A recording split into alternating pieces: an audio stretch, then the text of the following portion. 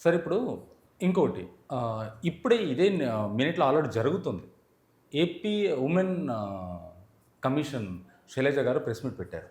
దేని గురించంటే ఒక అమ్మాయిని 9 రోజులుగా 9 మంది రేప్ చేస్తే కడుపు తీయించడానికి హాస్పిటల్‌కొస్తే కేస్ కూడా ఫైల్ చేయట్లేదని చెప్పేసి దాని గురించి ఆమె ఎక్స్‌ప్లనేషన్ ఇస్తుంది ఉమెన్ కమిషన్.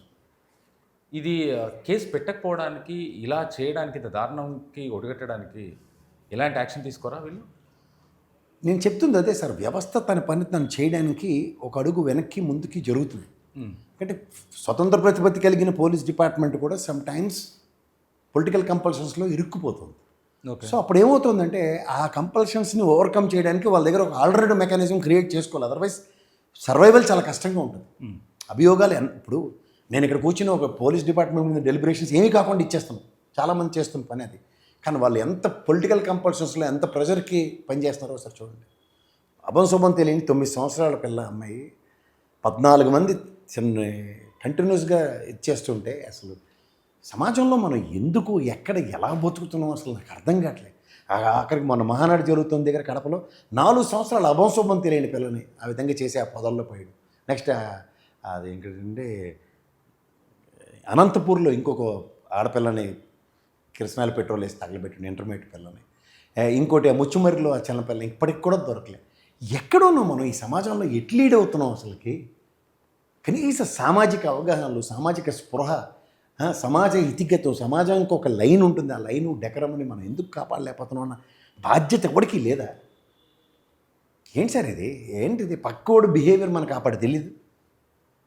మనం ఆఫీసుల్లో పనిచేస్తుంటాం, ఆడపిల్లలు ఉంటారు, ఒకడెవడో కంటిన్యూస్గా అరెస్ట్ చేస్తుంటాం. మేనేజర్లు, హెచ్ఆర్లు ఏం చేస్తున్నారు?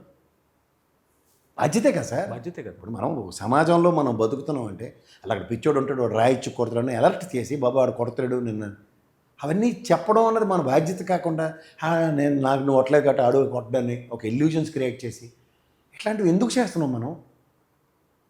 ఒక ఎరాడికేట్ ఈ వరస్ట్ బిహేవియర్ అన్నాడు సమాజంలో 2 నిమిషాలు ఐడెంటిఫై అవుతాడు. వాడి పట్ల మిగిలిన సమాజాన్ని మనం ఎందుకు ఎరెక్ట్ చేయలేకపోతున్నాం? ఇప్పుడు మన వీధిలో ఎవడుంటాడో ఏం చేస్తున్నాడో అప్పటి తెలియకుండా బతికేస్తున్నాం. మనం యాంత్రికంగా ఎందుకు బతుకుతున్నాం మనం? అప్పుడే కదా ఇలాంటి ఉపద్రవాలు వస్తున్నాయి. తల్లిదండ్రులు తప్పంటారు దీని వెనకాల, లేకుంటే ఎలా ఉంటుంది సార్? ఇప్పుడు ఏ తల్లిదండ్రి అయినా తల్లిదండ్రులు రాక్షసుల్లో తయారు మానభంగాలు చేయి బయటికి వెళ్ళి లేదా జేబులు కుట్టరా అని ఎవడు ఏ తల్లిదండ్రులు పిల్లలు పెంచుతారు సార్ చెప్పండి? మరి ఇంత దారుణానికి ఎందుకు సార్ ఇవాళ ఉన్న సమాజం ఎలా తయారైందంటే సార్, సమాజంలో అన్నీ దొరుకుతున్నాయి సార్. డ్రగ్స్ దొరుకుతున్నాయి, గంజాయిలు దొరుకుతున్నాయి, మందు దొరుకుతుంది విచ్చలవిడిగా. సో వీళ్ళలో మనిషిలో నియంత్రణ ఎక్కడ ఉంటుంది? తర్వాత ముఖ్యంగా ఇంకోటి పెళ్ళిళ్ళ వయసు చూడండి, 40, 45, 35, 40 అయినా ఆవిడకి పెళ్ళిళ్ళు అవ్వట్లేదు చాలా మంది. సో ఈ ఫ్రస్ట్రేషన్స్ అన్ని వెండింగ్ పాయింట్స్ కావాలి కదా. ఆ ఫ్రస్ట్రేషన్స్లో ఏమవుతున్నాయి? సమాజం నలిగిపోతుంది దాంట్లో. సో ఇవన్నిటికీ ఒక ప్రజాప్రభుత్వాలు వీటి మీద ఒక స్థిరమైన కార్యాచరణ రచించాలి. లేకపోతే ఏమవుతుందంటే మనుషులు రాక్షసులుగా తయారవడానికి ఎక్కువ ఛాన్సెస్ ఆర్ వెరీ బ్రైట్. రాక్షసత్వం అన్నది మనిషిలో ఎంతసేపు ఉంటుంది? చాలా తక్కువ టైం ఉంటుంది సార్.